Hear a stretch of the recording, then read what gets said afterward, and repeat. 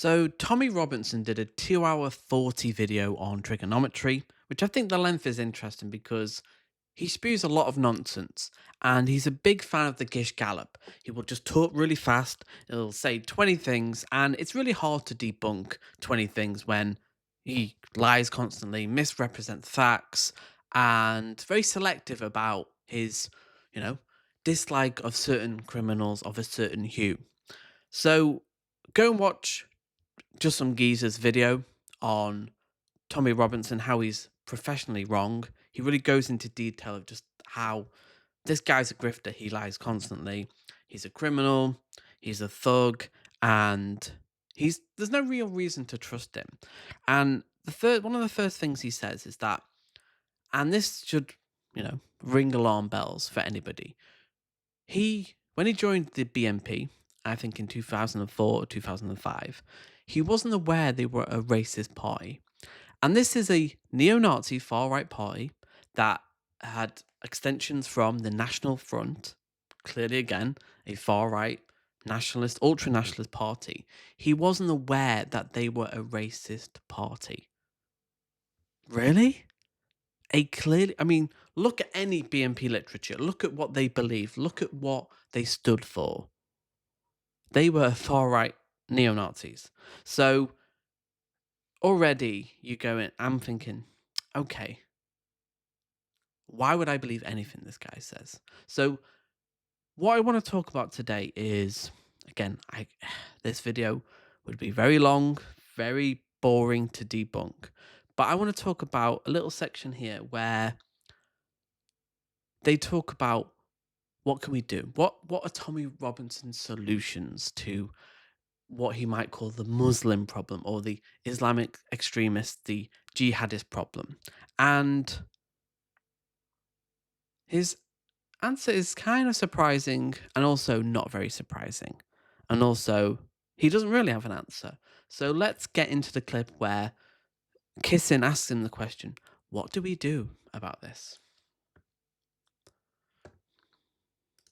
So the question always is, What do we do? what do we do? Because as you say, there are lots of Muslims in this country who are great. Like like the stereotypical grooming gang perpetrator is like a taxi driver, right? I've said this before. The taxi driver that drives my wife and son around when they need to go somewhere is an Afghan man. I would trust no one more than him to take care of my wife and son because they're... Why this strange virtue signals? I'm not racist. Like, my taxi driver's a Muslim. Oh my God, it's pathetic. They're really good people, middle class family. Good. Oh, middle class, interesting. So if they're working class, maybe that would be a different story. Very interesting that he said middle class there, isn't it? Wonderful people, right? So there are millions of Muslims in this country actually who are not in any way a threat or a problem, right? Is that fair? Look at his body language there. He's like, okay. Well, I can't say they all are. Maybe will I get away with it? Maybe. Yeah. That's fair, but there's millions that are. Here's the problem. I don't know. Well, you think there's millions of Muslims? 23% want Sharia law in this country. It's well over 1 million that are a problem. They need to leave. Okay, so there you go. That's what do we do? They need to leave.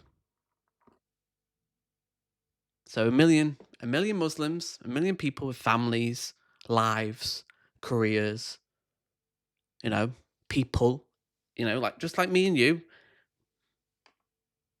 emotions, dreams, flaws. Ethnic cleansing is his solution. That's his solution. So that's kind of ironic in a democracy that values freedom of speech, human rights, equality, ostensibly. If someone disagrees with you, they don't share the same values as you, what's the solution? Well, just do an ethnic cleansing. Just expulsion of 1 million people, their families, their lives, their livelihoods. That's how you solve the problem. That's his solution. And he's not far right. He's not racist. He's not far right. He, just loves his country, but is willing to do one of the worst crimes. And it's on a spectrum of genocide. Like, ethnic cleansing is what the Nazis early on planned to do with the Jews. They were like, well, what should we do with the Jewish problem, the Jewish question? Initially, it was deport them. We deport them. And then they got to a certain point where they're like, actually, obviously, these are a bigger problem than we thought. What should we do next? Well, the final solution. And I'm not necessarily saying Tommy Robinson wants to do that, but to just deport 1 million people and think that that's how you solve complicated issues of difference of values and how people, because for example, 77% of reform want the death penalty for particular crimes. That's not representative of the majority in our democracy. They can want that, but that's not happening anytime soon. Like capital punishment, killing of the government sanctioned killing of people isn't happening anytime soon in our lifetimes. Hopefully not anyway. I don't think Nigel Farage would do that. I think he is against it. But the idea that ethnic cleansing is the solution in a democracy to potentially problematic beliefs. Again, I'm not saying all Muslims, again, like all white people or all Christians or all Jews or all Hindus, there's not problems. But most of this interview is just Tommy Robinson, anecdotal in, just telling these stories, which I could give you 1 million stories about white people, Christians, far right people and the crimes. And then you go, oh, well, what should we do about them? My solution would not be ethnic cleansing them. There's plenty of people on the right who I do not share my values and actually don't share the values of the majority of the British people. But is the solution ethnic cleansing and just deportation? No. We need to help people integrate into society. And integration takes a bit of time. Like going back to the early birth of the United States, Germans were the first people to go over. They were considered swarthy and very different to what the perception of Germans are today. Italian mafia criminals, they were considered criminals. Irish criminals, Polish, they were considered very different. And then it took decades, but it did happen for them to integrate. And now, Italian people, Polish people, Germans, Irish, just assimilated into American culture. No one has a problem with them. Some people may, but broadly no. And it's the same with Muslims. It's going to take a bit of time. And I understand that's not sexy. That's not what people want to hear. We like fear stories. We like to be, immigrants, Muslims, these scary brown people are coming for your children. Tommy Robinson doesn't care about the victims of domestic violence. As we saw, a good proportion of the rioters last summer perpetrated violence towards their partners or ex-partners, up to 68% in certain areas. Also, Tommy Robinson has associates with people who have abused children. So let's not pretend that this is about protecting women and girls. It's not, obviously. They never talk about the lack of prosecutions for sexual assault, which is 1%. They never talk about that. They only talk about grooming gangs when it's a certain community, when the majority are white men. They don't talk about that. So, again, solution, ethnic cleansing. Is that going to happen? Well, no, it's not. Like even Nigel Farage recognizes mass deportations are not optically good if you're trying to pretend you're not far right. This is a far right ideology. This is a solution of the far right. Again, we could watch the video. Go and watch the video. If you want to, I recommend you don't, because again, he doesn't answer the question. He then goes on to the Gish Gallop where he just spews out a load of anecdotes and just stuff that's just hard to debunk because he just says stuff so quickly. Okay, we'll play a little bit and then see where he goes. Like, Okay. I would say how much of this is culture? Like we know, for instance, with the okay. Grooming, right?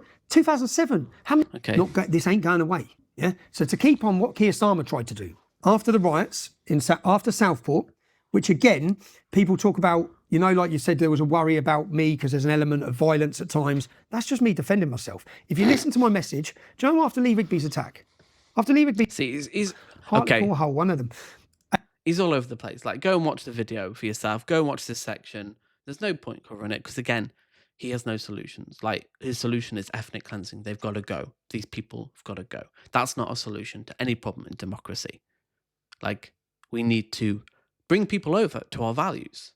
We need to be open. In a democracy, that means disagreement and talking about your values and going, okay, how should we structure society? How should we treat women ethically? How should we treat trans people? How should we treat refugees and migrants and people who have different beliefs to us? Because I'm all for freedom of speech, freedom of democracy, freedom of movement.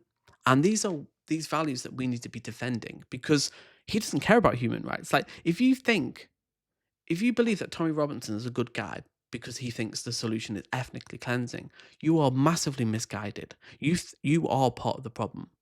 You are a part of the problem. So, yeah, again, I don't want to have to cover this stuff, but I think it's important because these guys don't have any solutions. They just want to harp on about certain minorities, no solutions, and when there are solutions, they're essentially genocidal solutions of just get rid of these people. Really? That's all you have. So comment below, tell me your thoughts. I'm sure I'm going to get a lot of Tommy Robinson fans in the comments. Do you believe in ethnic cleansing? Do you believe ethnic cleansing is the solution to any problem? Historically, does that have a good precedent? You know, has that worked as a kind of social kind of like, oh yes, ethnic cleansing is a good idea?